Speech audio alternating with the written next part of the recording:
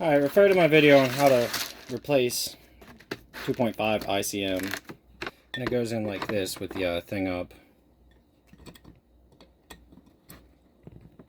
Okay. Then your ICM goes and plugs into that crank sensor. There we go. And then, like before, your coils go on.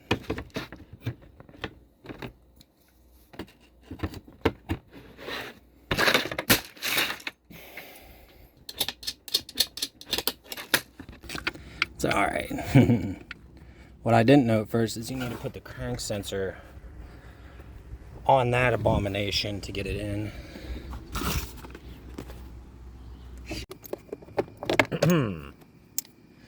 Alright, guys.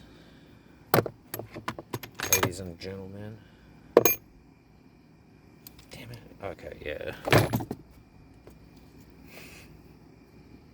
12, 10.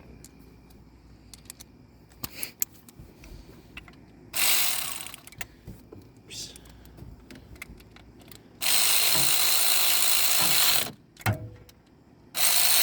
It goes from down up 1, 4, 2, 3, and then it goes from crank over 1, 2, 3, 4.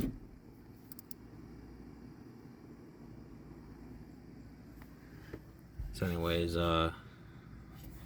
one, just find it, trace the wire back with your hand. It's the longest.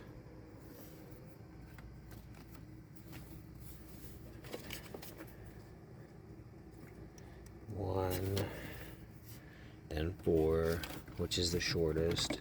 3.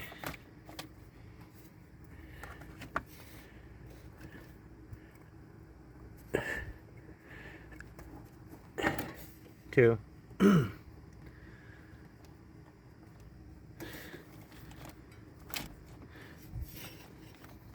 Just yank on them and it'll move it and you'll find it. Not hard or anything, but yeah. I think someone stole my intake. That's how you do that.